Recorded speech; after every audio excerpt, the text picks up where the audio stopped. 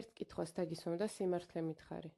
და დარწმუნებული ხარ, რომ სიმართლისთვის მზად ხარ ან გესიამოვნება? შენ მიპასუხე. გისმენ. ასე ძალიან რომ მევლები თავს და ყველაფერს მისრულობ ყველგან დამყვები და მარტო არსად მიშვებ. ანუ ასე ძალიან გეშინია რომ სხვა არ შემიყვარდეს და გიღალატო? არა, არ მეშინია. უბრალოდ არ მინდა ეგ რომ მოხდეს, რადგან ძალიან მიყვარხარ. და რა სხვაობაა შიშსა და არ მინდას შორის? მაშინ ყველა საქმეს რატომ დებ მუდამ გვერდით რომ ყველგან გამომყე როცა გეუბნები? ყველა საქმეს იმიტომ ვდებ გვერდით, რომ არ არსებობს შენს ნახვაზე მნიშვნელოვანი საქმე, რადგან უზომოდ მიყვარხარ და თუნდაც თუმილში გატარებული დრო შენთან ერთად მაძლევს იმის საშუალებას, რომ გიცქირო და შენი ცქერით და მიმიკებით ავივსო. თან დაგიცვა ყოველგვარი ავისგან, რაც ყოველ ნაბიჯში შეიძლება შეგხვდეს, რადგან დაზღვეულები არაფრისგან ვარ და შენ რომ რამე დაგემართოს მაშინ, როცა მე შემეძლო შენს გვერდით ყოფნა და საქმის კეთება ვარჩიე, ვერასოდეს ვაპატიებ თავს.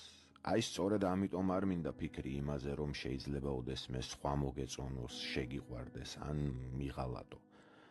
და შიში იქნებოდა მაშინ, როცა საკუთარ თავში არ ვიქნებოდი დარწმუნებული, რაღაც კომპლექსებს რომ შევეშინებინე, მაგრამ შენ ხომ შემამჩნიე, შენ ხომ შეგიყვარდი. გაიხსენე, აბა რა მოგეწონა ჩემში, რა მოგხიბლა და რამ შეგაყვარა ჩემი თავი. ხო, აი სწორედ მაგ თვისებების გამო შეიძლება შევუყვარდე სხვასაც, უფრო ნაკლებად ან უფრო მეტად ამას არსებითი მნიშვნელობა არ აქვს. შეუცვლელი ადამიანები არ არსებობენ. დედობას, მამობას და დედმამიშვილობასაც ისე გაგიწევენ, რომ საკუთარისგან ვერ განარჩიო. მაგრამ ჩემსავით ვერავინ შეგიყვარებს. არა, განასაერთოდ ვერავინ შეგიყვარებს. შენ ისეთი ლამაზი და საყვარელი ხარ, რომ ძალიან ბევრი შეგიყვარებს, მაგრამ ისე, როგორც მე, ვერავინ.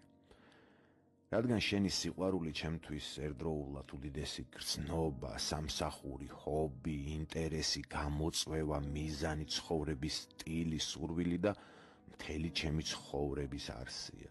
ეს სიტყვა მიყვარხარზე ბევრად მეტია, იმაზე მეტიც კი ვიდრე შენ ან მე ჯერ კიდევ წარმოგვიდგენია.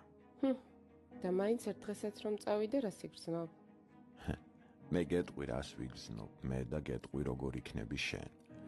შეუცვლელი არავინ არის, რადგან ყოველ წამს ელოდებიან კაცები და ქალები, რომ ერთი შეცდომა მაინც დაუშვათ ურთიერთობაში რომელიმემ და დავშორდეთ ერთმანეთს.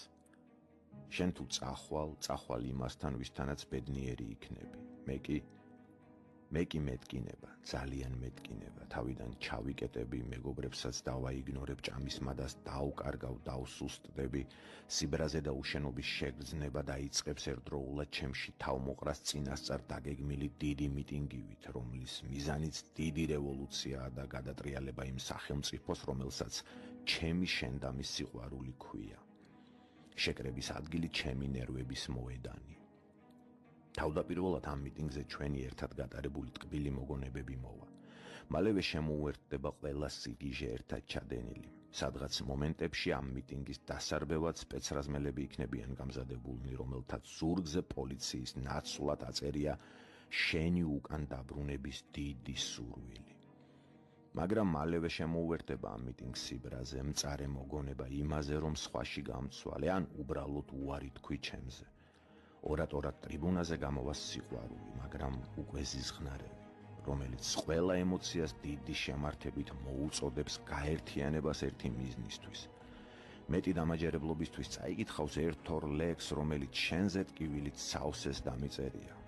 გაუცებული გადახედავს ამდენ ემოციას ერთად თავშეყრილს, ამდენ ცუდ და კარგ მოგონებას, რადგან არ ელოდა ასეთ სიმრავლესაც, ვერ გაუძლებს ამდენის ერთდროულად დანახვას ჩემი ნერვების მოედანი და ჩემი სიძლიერე ჭექა ქუხილივით გასკდება ცაზე.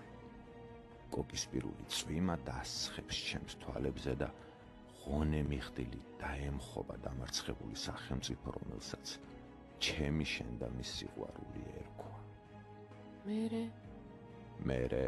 მერე დაიწყება რევოლუცია, რომელსაც შენ როგორც ტირანი ისე შეეწირები.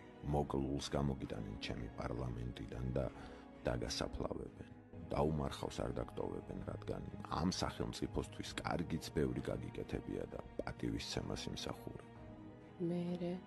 მერე ყველაზე ცუდი ამინდის მერეც კი მოდის კარგი ამინდი. წვიმას ცისარტყელა მოყვება, რაც არ კლავს გვაძლიერებსო. ძალას მოვიკრებ, აუდგები, შევალაბანოში, მოწესრიგდები, გადავყრი ყველაფერს, რაც შენთან მაკავშირებდა. გავალ გარეთ და ფართოდ გავაღებ ყველა კარს, რათა შემოუშვა ყველაფერი დადებითი ცხოვრებაში და დავიწყებ ახალ ცხოვრებას. უფრო მეტი შემართებით და ახალი მიზნებით, რადგან დღეს უკვე იმაზე გაცილებით ძლიერი ვარ, ვიდრე ოდესმე ვიყავი.